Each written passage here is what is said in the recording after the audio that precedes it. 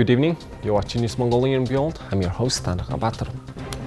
And for top stories, Mongolian film trio premieres during the Warsaw International Film Festival. Glass ceiling for women still remains at the decision-making top levels. Ambassador Mr. Bolt met with the Mr. Fayot, the Minister of Development Cooperation and Humanitarian Affairs, and the Minister of Economic Affairs of Luxembourg. And for the news, stay tuned.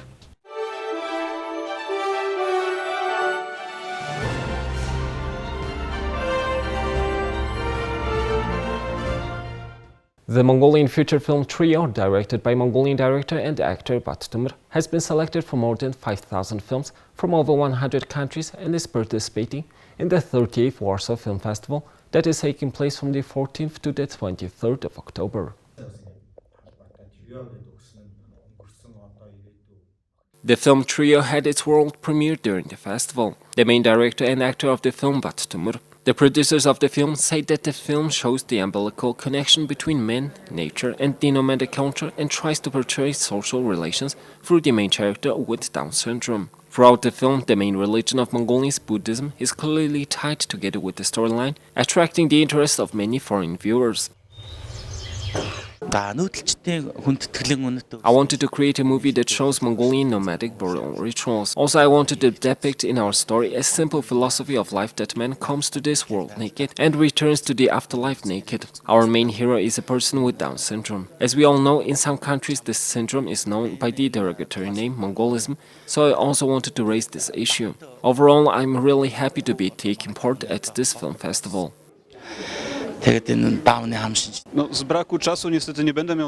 From this year's Warsaw International Film Festival, I chose to see this movie as it was very unique. The work is based on Mongolian people, nature and their Buddhist tradition. We all felt the broad meaning that we should love the creation of Mother Nature. It felt quite an interesting impression, and I would like to commend this film as it will be screened until the end of Warsaw International Film Festival. As part of the film festival, the film trio will be screened 4 times. The Warsaw Film Festival has a great international reputation and is one of the 10 largest film festivals in the world. Statistics indicate that the number of women in Mongolia in public service, including women in leadership positions, has been increasing every year since the implementation of the law on ensuring gender equality was approved by Parliament in 2011. Despite significant promotion of diversity in companies, as well as legislation for equal opportunities for both women and men, it must be noted, however, that women still remain largely in the minority in decision-making positions. According to National Statistics Office data, 62.59% of all civil servants are women, which is higher than the international average. According to the Gender Diversity Index, published annually by the World Economic Forum, in 2021 Mongolia was ranked 69th, up 10 places from the previous year. However, at the decision-making level, the engagement of women still needs more improvement. As an example, the average percentage of women in parliament is 26%, while Mongolia ranks at 120th place out of 190 countries with only 17%. Most leadership roles are held by men and they dominate in decision-making roles. When I was working in the provinces as the head of department, out of 41 department heads, only 5 were women. The term glass ceiling is a metaphor for the barriers preventing women and other marginalized people from reaching higher levels of professional success. The term glass ceiling was first used in 1978. This observation reflects the phenomenon of the glass ceiling that constitutes vertical discrimination against women within companies. Therefore, despite the initiatives at the increasing number of qualified and trained women, it is clear that they are still largely underrepresented in the decision-making process in all sectors.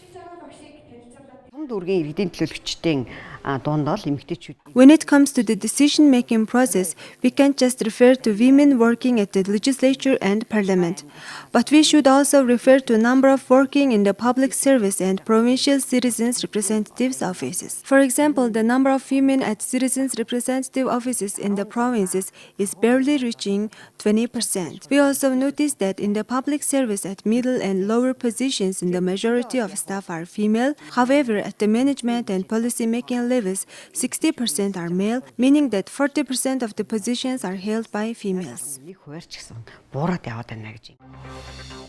That's why the glass ceiling is an important concept. It illustrates the invisible way in which women are kept in a certain roles and they may not be given the same opportunities as men. Consequently, not getting a fair share of higher level roles with higher pay has an effect on women's finances and the overall gender equality. Now let's take a look at Mongolia's current affairs.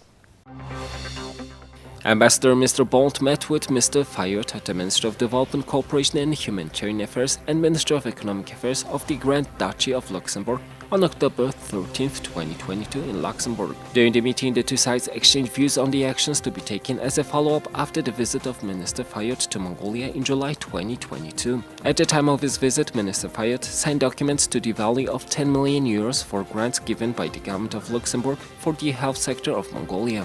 In addition of that grant, Minister Fayot confirmed that another grant of 5 million euros is about to be allocated to Mongolia to protect maternal and child health, and informed that the financing document is in the final process of approval. The parties also reiterated the importance of expanding trilateral cooperation between Mongolia, the Lao People's Democratic Republic, and the Grand Duchy of Luxembourg in the field of health, and seeking for opportunities of cooperation in the field of logistics and cargo services, all which were made during the above-mentioned visit. Thank you for staying with us. Now let's take a look at the currency exchange rates provided by Mongol Bank.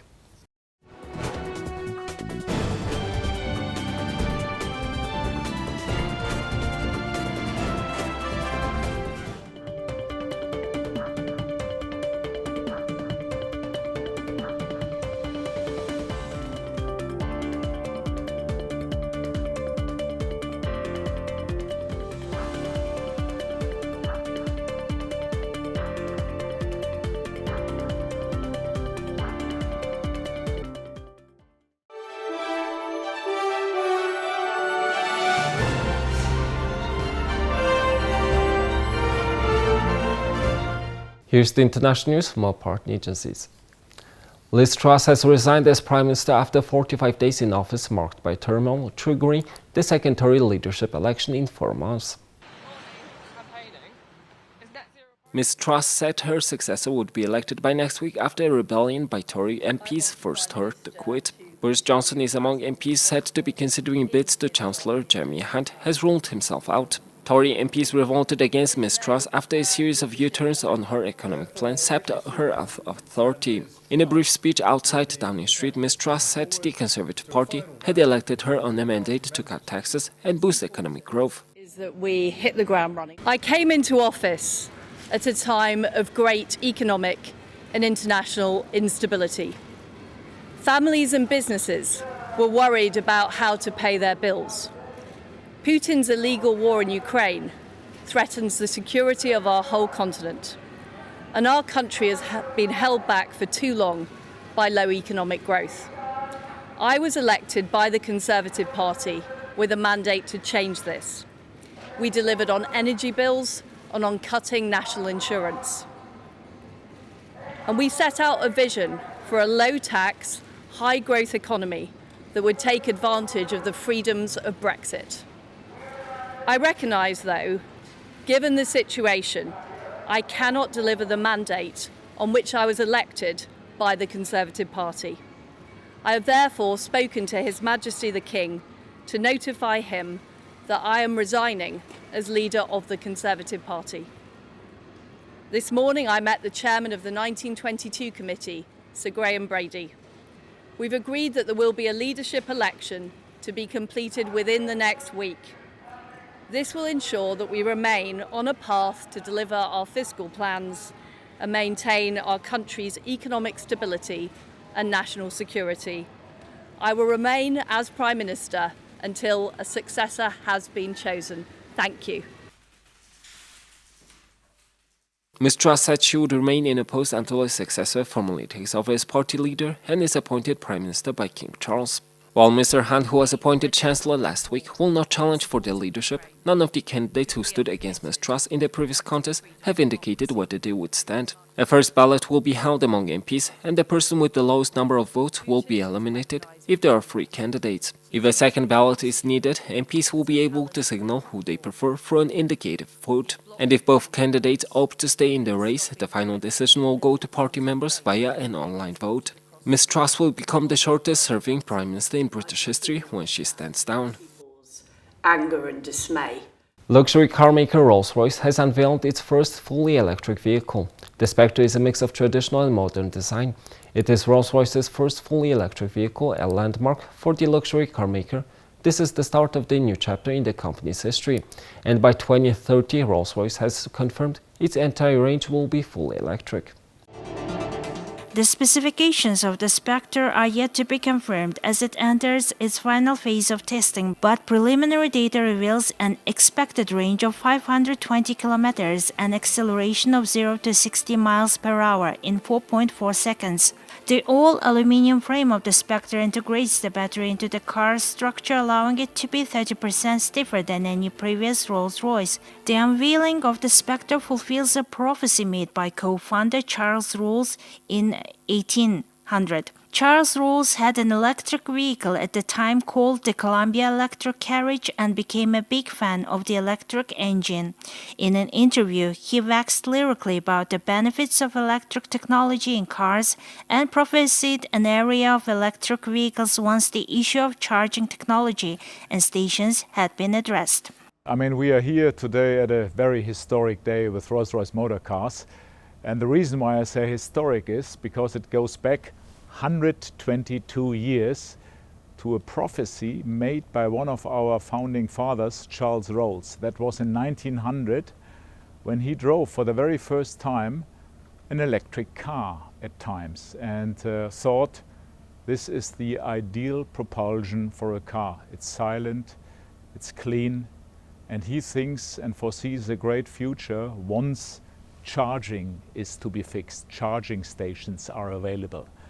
Rolls-Royce commenced testing the Specter in September 2021 and claims it has undergone 2.5 million kilometers of exhaustive testing. The Specter launches in the midst of a cost of living crisis in the UK and much of the rest of the world. Journalists from around the world crowd the car to get a closer look at the Specter. The styling of the two-door Super Coupe is inspired by nautical design and contemporary art according to Rolls-Royce, but motoring journalist Nick Miles has his own thoughts. Autocar magazine has been in publication since 1895 and refers to itself as the world's oldest car magazine. Well, I'm impressed by the fact that it's very much a Rolls-Royce. They told us to expect a car that was a Rolls-Royce first and an electric vehicle second, and I think that's what they've delivered. Also, beautiful piece of styling, beautiful. It's definitely a mix of traditional Rolls-Royce and very modern design, just very similar to sort of what you'd expect with something like the culmination of a knight's helmet and a fighter pilot's helmet. You look at, there's still the sort of traditional visor in a fighter pilot's helmet the same way as there is with a knight's helmet from the medieval times, and it's sort of that sort of combination of the both. Rolls-Royce aims to deliver its first Specter models to customers in the fourth quarter of 2023, and it's available for commission from October 18th. No official price has been announced, and most Rolls-Royce models are priced to bespoke customer requirements. However, Rolls-Royce says the Specter's price will sit between its Cullinan and Phantom models. Rolls-Royce Motorcars is a subsidiary of the BMW Group and employs over 2,000 workers at its Goodwood headquarters in southern England.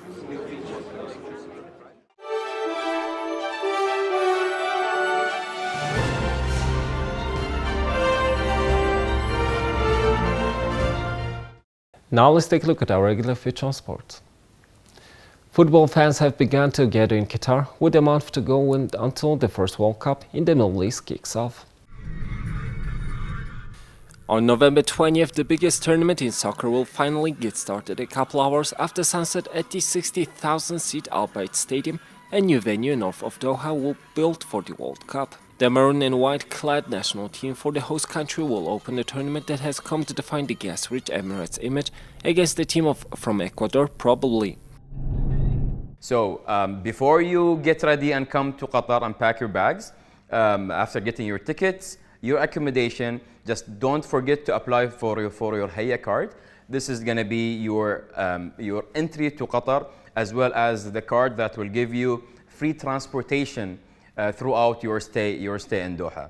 So with that being said, حياكم الله في قطر and welcome everyone.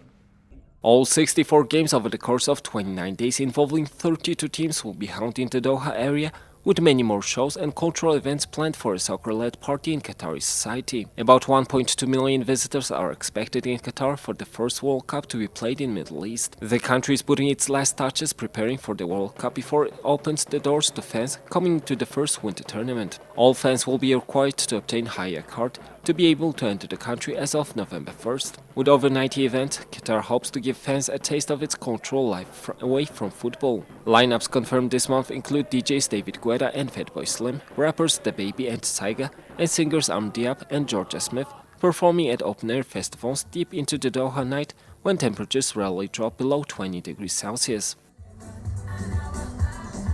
Ahead of the United States Grand Prix in Austin, Mercedes driver and 7-time Formula One world champion Lewis Hamilton took on a race of a different kind against a Top Gun fighter plane.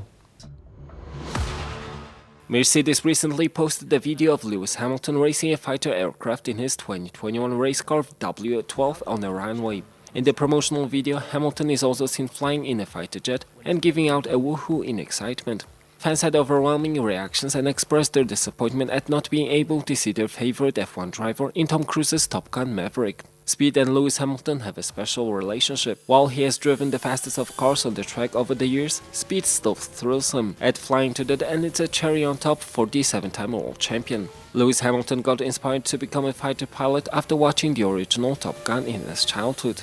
He was so obsessed with the movie that he asked Tom Cruise to give him a role in the movie when he heard a sequel was in the making. Hamilton narrated his conversation with Tom in an interview with Vanity Fair. He told Cruise, "I don't care what role it is. I'll even sweep something to be a cleaner in the back." Tom Cruise agreed to give him a role, not of a cleaner but a fighter pilot alongside him. However, it wasn't to be, as the shooting was to start while the F1 season was still on and Lewis couldn't commit. Now that Mercedes posted a video of Hamilton flying in a fighter jet, fans lament the opportunity he missed. Here's the weather forecast of all the major cities.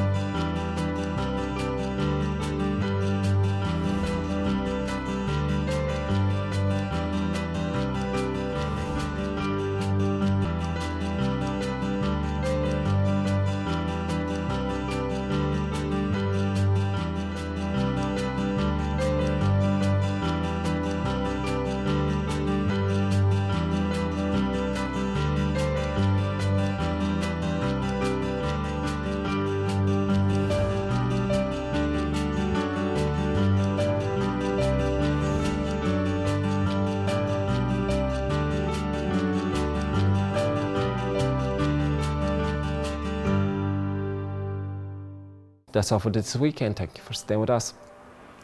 We will see you next week with more news and updates. Have a nice weekend. Goodbye.